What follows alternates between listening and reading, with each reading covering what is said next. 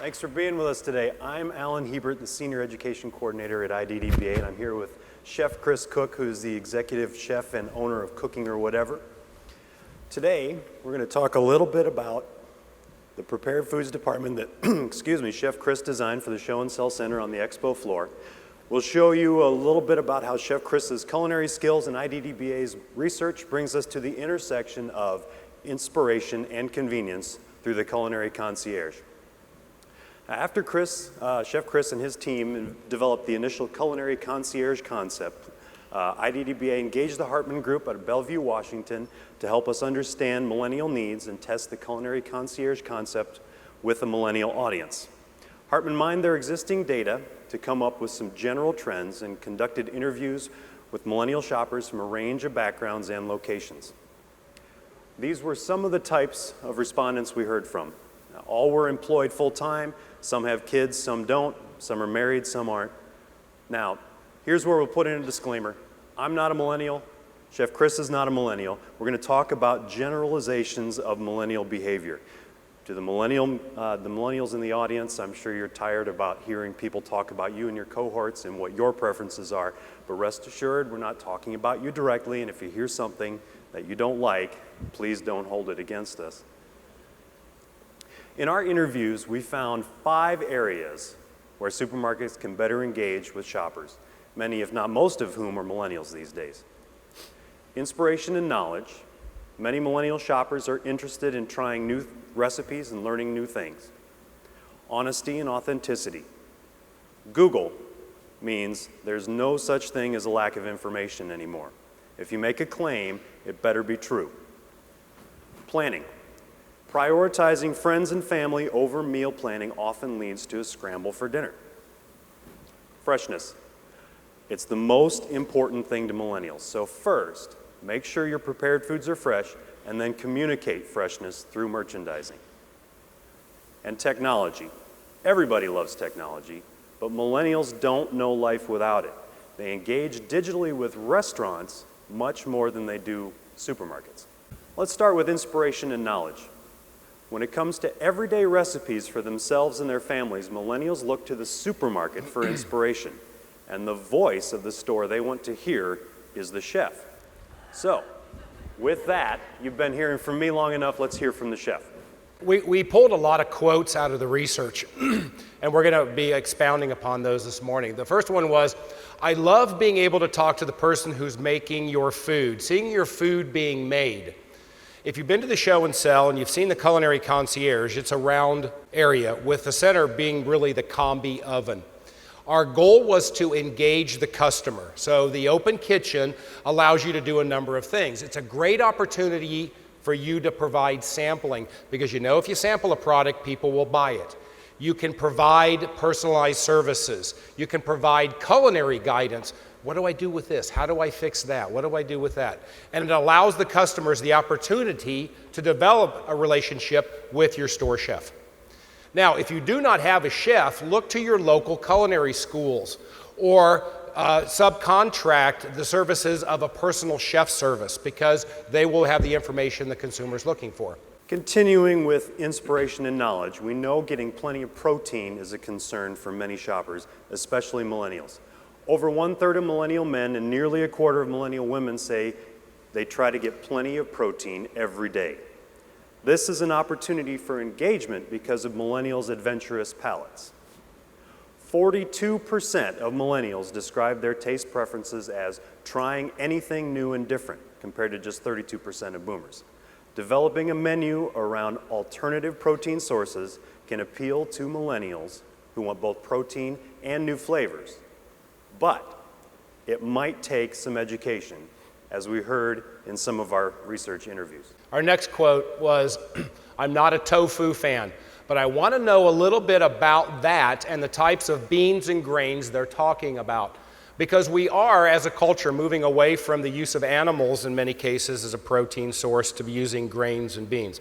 So we tried to showcase some of those concepts. I'm not saying do away with those, but I'm saying incorporate some other items, things like grains, tofu, seitan, tempeh. We've incorporated both retail packaging and packaging of foods that we created in the back. Align your offerings around non-traditional protein sources and offer ethical choices. And then provide those healthy choices to the consumer. Sometimes those are real, sometimes they are perceived. Honesty and authenticity. Honesty and authenticity are important to just about everyone, but especially to millennials who've been marketed to since the day they were born. We also know that millennials use technology more than any generation. Now think about it. You can use your phone to find out anything. If you're not being completely open and honest, you'll lose them. These are the top 4 types of information millennials would like to see on menus. Now, like most people, they would like to see calorie counts on menus, but the next 3, seasonal item labels, descriptions of preparation, and locally grown item labels, are all about freshness, origin, and taste. The majority of millennials say, to earn their trust, companies must be open and honest about what ingredients are in a food or beverage product. This is an important opportunity for engagement that, frankly, no one can afford to miss. If you're not being open and honest, millennial shoppers will figure it out. Our next quote. I guess I'm one of those where I have to try it to believe it. So I'm a little bit skeptical. Everybody says fresh a lot, and it's a highly used term these days when it isn't as fresh as you would like. The point we were trying to make in our cases was being open and honest about our products. Present them honestly. Give the consumers choices and flexibility, and don't present too much food at one time. Keep it fresh and keep the items turned. If it's made fresh in-house, promote that fact. And if you're relying upon food service pack from your vendors, work on their good name. Planning, or lack thereof. Millennials are less likely than their boomer counterparts to plan ahead, both for meals and for shopping trips. Now, this lack of planning leads to more use of prepared foods departments than any other generation, as we see here. This is an opportunity to engage with shoppers by giving them home-style meals with maximum flexibility in quantity for any situation they find themselves in. Eating at home with family, eating at home with roommates, eating at home without roommates. Our next quote was, homemade anything sounds good. I think people long for that home cooking style and will gladly pay for it, especially if they feel that they can't cook something at home in a similar manner. What we know for sure is the traditional family meal is dead. Changing lifestyles means how and when food is being consumed. So we want to offer the customer the ability to purchase as much or as little as they need. Some customers, as Alan said, are eating alone or maybe with a friend, or God bless them, they're feeding a large group of people. So our goal here is to be as flexible and meet their needs. Lack of planning also leads to more trips to the store that's the most convenient. And that also means less loyalty to any primary store. In a 90-day period, millennials visit an average of 9 food retailers compared to just over 6 for boomers. Millennials are also less likely to make lists before grocery shopping. Planning is a real stressor for many people, as we heard from Claire. I love a quick meal to prepare, especially if it's ready to assemble. If it's ready for you, I like cooking, but the meal planning stresses me out.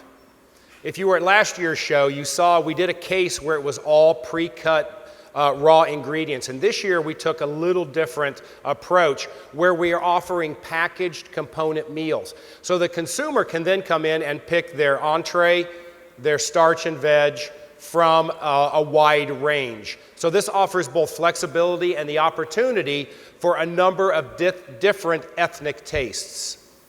The customers can buy the prepared items conveniently packaged for a day or for a couple of days or for a whole week's worth of meals. Freshness. We saw earlier that freshness, origin, and taste are important to millennials. But when it comes to choosing what to eat, over half of millennials define fresh as the most important. To meet millennial needs in prepared foods, supermarkets must deliver on fresh. In our interviews, we heard that there is a perception that prepared foods are not as fresh as they could be.